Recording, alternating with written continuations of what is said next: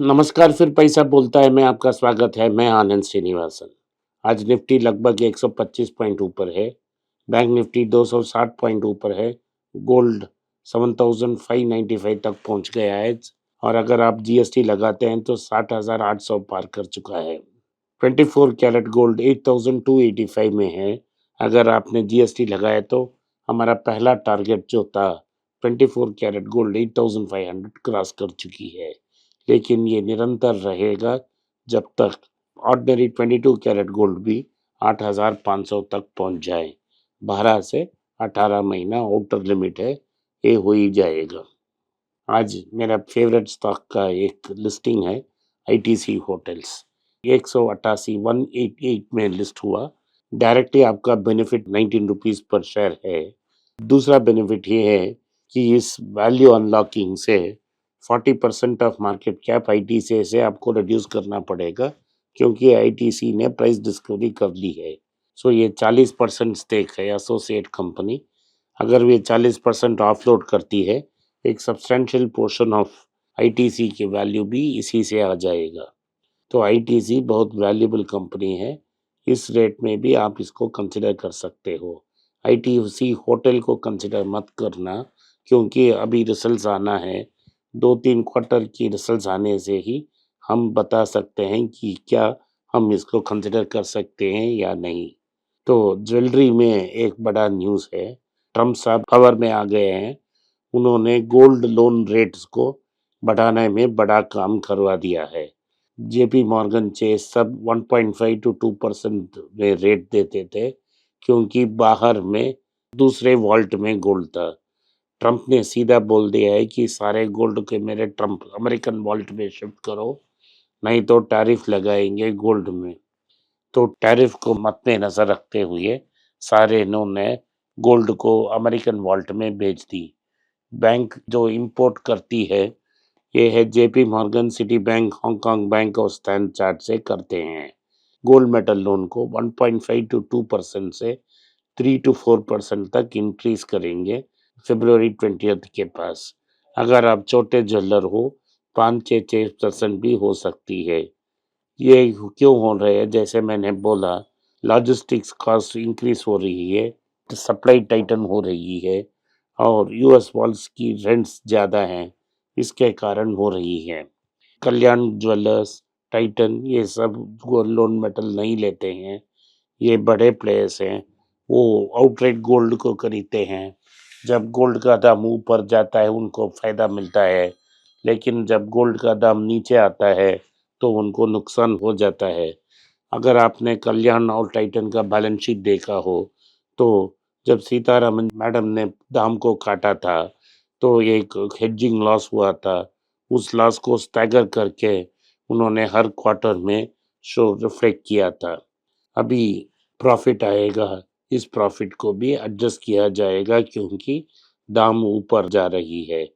India ने Donald Trump की नया ट्रेड पॉलिसी की रिव्यू करना शुरू कर दी और कॉमर्स मिनिस्ट्री ने एक डिटेल्ड रिव्यू करके प्रधानमंत्री के पास दे रहे हैं। प्रधानमंत्री जा रहे हैं ट्रंप को मिलने के लिए और वहां से एक नया फेयर ट्रेड डील की गुंजाइश है।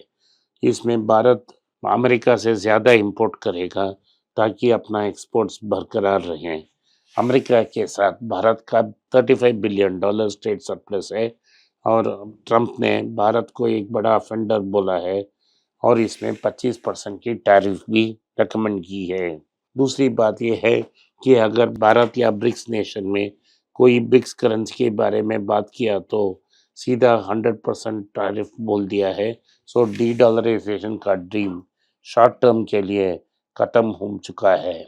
जनवरी का महीना बहुत बुरा था स्टॉक्स के लिए। 2461 स्टॉक्स रेड में ट्रेड हुए हैं। जनवरी marks the worst correction.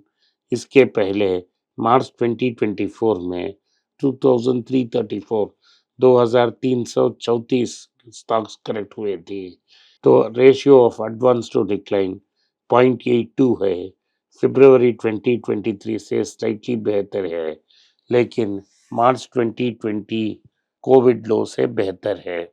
So stocks की करेक्शन जो हो रही है नॉर्मल 2 ईयर एवरेज 2043 है, इस बार उससे 20% ज़्यादा है। रिटेल इन्वेस्टर्स भी बेच रहे हैं अलॉन्ग विथ ओवरसीज इन्वेस्टर्स। इस महीने लगभग $9 बिलियन अब तक बाहर जा चुका है। बीएसई की जो टोटल मार्केट कैप है वो 33 लाख से गिर गई है, 33 लाख करोड़ नीचे आ गई है, लगभग $380 बिलियन हो चुकी है। तो ये बहुत बड़ा प्रेशर हो रही है भारत की मार्केट्स में। रिजल्ट्स जो आए हैं हम उसके बारे में देखते हैं। पहला इन रिजल्ट है एक्साइड बैटरीज का, जहां रेवेन्यू फ्लैट था और 2% प्रॉफिट्स ऊपर हुआ है। इसमें ऑलरेडी मार्केट ओवर वैल्यूड है, स्टॉक 38 टाइम्स अर्निंग्स है, अच्छा स्टॉक है, एक्सपोर्ट्स बढ़ी हैं, लेकिन रिजल्ट्स उतना कॉन्फिडेंस नहीं देती है। फिर भी आज मार्केट में 5% ऊपर है, लेकिन आप इसको अवॉइड करें ताकि आपको नुकसान ना हो जाए। ये हीरा का सुई हो चुका है। सिप्ला का Q3 रिजल्ट बेहतरीन आया, 49% उनकी प्रॉफिट्स इंक्रीज हुई, 1571 करोड़ उनका प्रॉफिट इंप्रूव हुआ। उन्होंने सारा एस्टिमेट्स बीट की है। तो कंसोलिडेटेड नेट प्रॉफिट 1571 करोड़, जो एस्टिमेट थी 1300 करोड़, इससे ज़्यादा आ गई। फार्मास्यूटिकल्स में 6778 करोड़, 6778 करोड़ उन्होंने टर्नओवर की। क्यू ऑन क्यू फ्लैट है, लेकिन पिछले साल से हिसाब से बेहतर है। तो उन्होंने कहा है कि क्रॉनिक डिजीज में उनका मार्केट शेयर बहुत तगड़ा है, वो दूसरा पोजीशन में। उनको अनेक जेनेरिक ड्रग्स का लाइसेंस भी मिल गया है। तो आने वाले साल में 18 न्यू प्रोडक्ट्स की लॉन्च करने की गुंजाइश की है। अभी क्योंकि अर्निंग्स बढ़ गई है, स्टॉक उतना बढ़ा नहीं है, पी रेशियो कम हुई है। अगर इसमें कुछ स्टॉक में गिरावट आती है आने वाले दिनों में, तब हम इसको कंसिडर कर सकते हैं।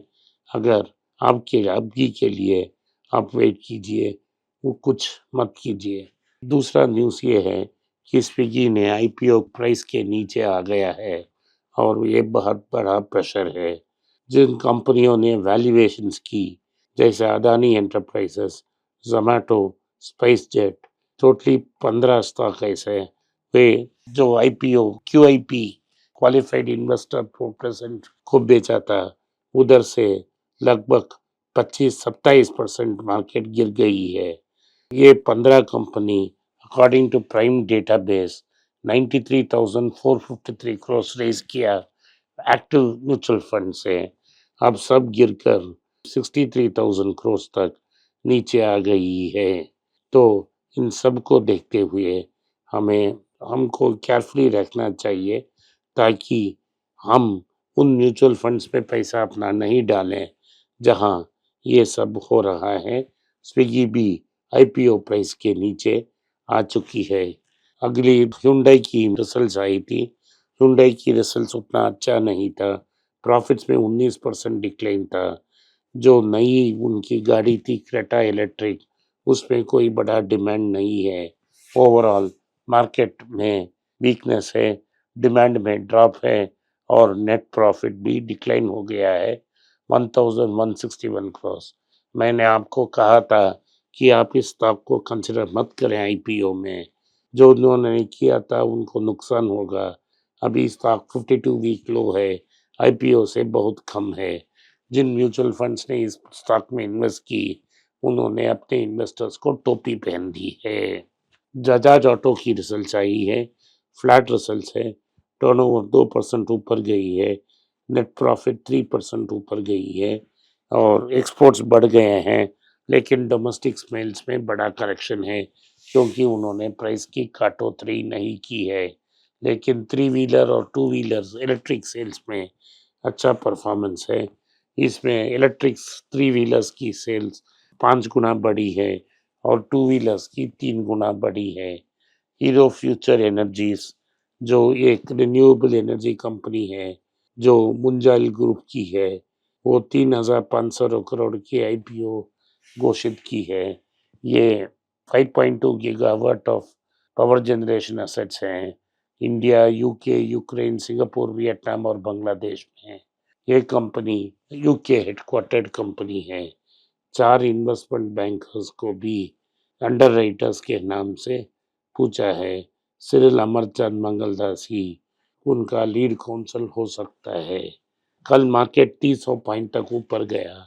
2 बैंक स्टॉक्स की बदौलत, एक आईसीआईसीआई बैंक और एक एचडीएफसी बैंक। कल भी फॉरेन इंस्टीट्यूशनल इन्वेस्टर्स ने स्टॉक को बेचा और डोमेस्टिक इंस्टीट्यूशनल इन्वेस्टर्स ने खरीदारी की।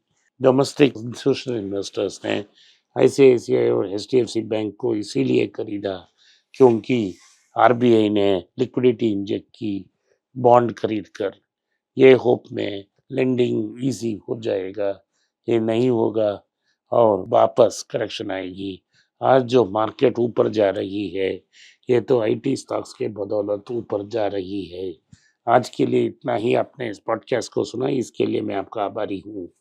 हो सके तो इस वीडियो को लाइक कीजिए, चैनल को सब्सक्राइब कीजिए और बेल नोटिफिकेशन दबाएं।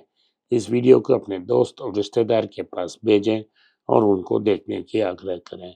नमस्कार, धन्यवाद, जय हिंद।